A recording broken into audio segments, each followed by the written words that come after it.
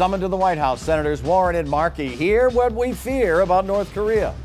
It's either a sledgehammer or no accountability at all. And this gives us a nice middle ground, especially for teenagers. On Beacon Hill, an aggressive move to stop revenge-motivated porn from ruining reputations online. Lawrence Mayor Dan Rivera is here this morning trying to turn the corner on inner-city crime and drugs. And President Trump's first 100 days. We asked voters for a grade. From WCVB Channel 5, the inside word from Washington to Beacon Hill. Today's newsmakers are going on the record. good morning, everyone. I'm Ed Harding. It's the last day of April, and that means it is the 101st day of the Donald Trump administration. I'm Ed Harding, along with News Vice political reporter Janet Booth. Thank you for joining us on No Chair this morning. Great to see you, Janet. Great to see you, too, Dan Rivera, the mayor of Lawrence. Right now, he's dealing with a surge in violent crime and the ramifications of being a sanctuary city. Elected in 2014, he is seeking another 4 years this fall. So far, he has 4 challengers, including the controversial former mayor that he beat, Willie Lantigua. Dan Rivera is a graduate of UMass Amherst. He holds an MBA from Suffolk. He is an Army veteran. Great to see you, sir. Happy end of April. Thank you very much. Thank you for joining us. Let's just dive right in. Lawrence's City Council this past week voted to essentially add your city to the list of sanctuary cities, and it was over your objections. Why should cities cooperate with President Trump's policy in arresting illegal aliens?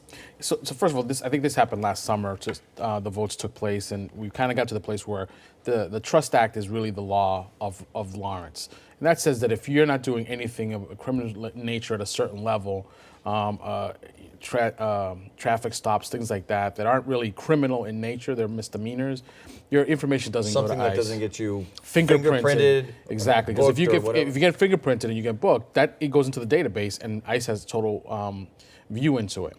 And so, since we became one, I think it was in August of last year, we've had 6 instances where we gave ICE, hey, we have felon level stuff or crimes related to drug selling, and we've done that.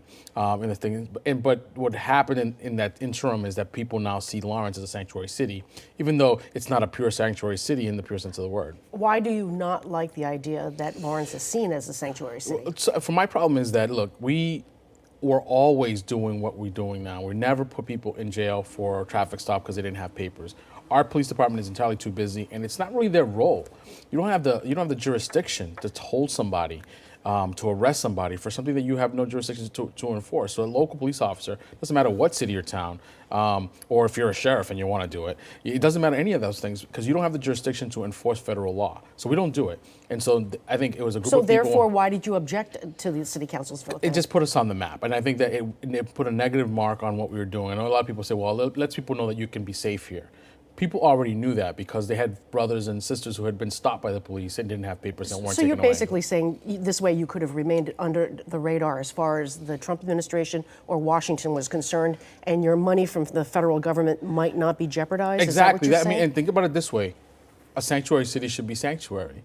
And the more high profile one of those things exists, the less of a safe space it becomes. Fortunately, though, I think we've been safe so far. I think the way the president and his administration have been working that, they've been doing it all so crazily and without any foundation. That's why the judges have blocked those executive orders. And speaking of the president, he told a California judge that, we'll see you in court. He's going to, meaning the Supreme Court, when the federal judge ruled that his withholding of money from sanctuary cities is unconstitutional. Do you have a reaction to that, being the mayor of a trust city, but who? Yeah, no, I would say, look, the president of the United States has so many things that they can be focused on, and instead of figuring out how do you make cities like Lawrence, where it's a gateway for people to come into the United States, a better place, a safer place, he's focused on the wrong thing. The reality is, and it's kind of like the dirty secret, and no one talks about this, is that ICE is totally incapable and unprepared to deal with any of this stuff. We say, if we don't tell them, hey, we have 6 bad guys, they won't even know because they don't have the bodies to go over it. They, I think the chief was telling me they had a DEA level problem person in hand, not here in Lawrence, but in a different place. And ICE never got him, and he got released. And so those problems are so kind of what happens with ICE that's why they're trying to punt the problem to the local level. Oh, the local levels aren't helping us. The reality is they don't have enough bodies to deal with that problem. Perhaps connected to it, perhaps even a bigger problem is in the last 3 months there have been 10 shootings, I understand, 6 murders in your city. What is the main issue here, and what's your solution? Yeah, no, it's two things. It's the increase in drug use across our society has just been crazy. When I first became mayor, there were 9 overdose deaths in our city. That was back in 2013. There was 9 overdose deaths. Last year there was 46 overdose deaths in Lawrence. 5 times. Yeah, and I think in Massachusetts it's been since in the same time frame it's either double or 2.5 times what it was. And so I think that as the level of drug use has gone up, the level of drug trade has gone up, and with the drug trade comes violence. And the steady availability of the guns to those people in the drug trade has made it awful. And then the last thing I'll say about this is that a third of my homicides have been domestic violence homicides.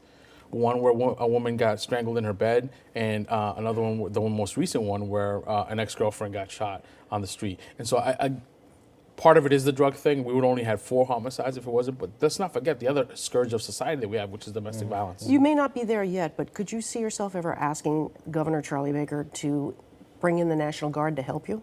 Yeah, I think, civilian police have the capacity to do this work.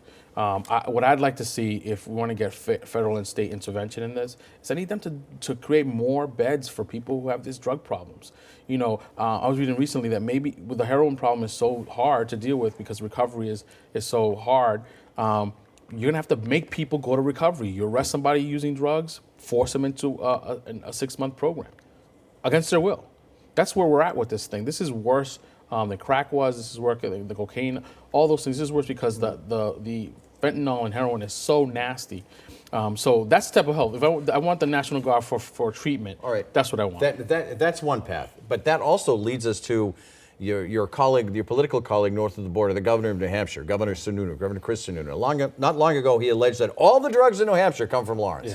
Yeah. Clearly, later on he said, "Oh, that's what law enforcement's telling me." I think, everybody has kind of like their rule of thumb thing, and this kind of like the thing that they say. The reality is that's not the case. And what I told him when I was talking to him is that nothing gets made better by you trying to say that it's from one place. You told that to him? I did. Yeah, we had a good conversation about that. And I said, what we need to do is figure out, because the really worst part of his statement was, we're okay with treatment. They're no way ready and okay to deal with the amount of drugs they have in New Hampshire with treatment. They're way behind where they should be, and so aren't we. I know that the governor's done some good effort in that area, but the amount of drugs and addiction that we have, it is really a crisis of a level that we've never seen before. You ready for the OTR pop quiz? I am never ready. You notice how I hide it in my jacket so you can't Talk see about it crisis. before I pull it. You see, I have to unfold this one because it's a dramatic one. All right, the theme for this morning's OTR pop quiz, we were talking about 100 days, right? Today is the 101st day in the Trump administration, but we're talking about 100 days. So here's Trump trivia. Question 1. The president just released his tax plan. What is his new proposed corporate tax rate? 15%. Bingo. Question 2. The quote is, Oh, this is awful. I really am amazed that a judge, did you say it's awful? Yeah. Okay, here we go. Here's a quote. I really am amazed that a judge sitting on an island in the Pacific can issue an order that stops the President of the United States. That's a quote from the Attorney General, Jeff Sessions, in reference to? I think it was stopping the second immigration executive order. Oh, that's pretty good. Blocking the Muslim travel ban. Sessions later down. Play the rock. I'll give you 2 for 2. We can take a break with Lawrence Mayor Dan Rivera.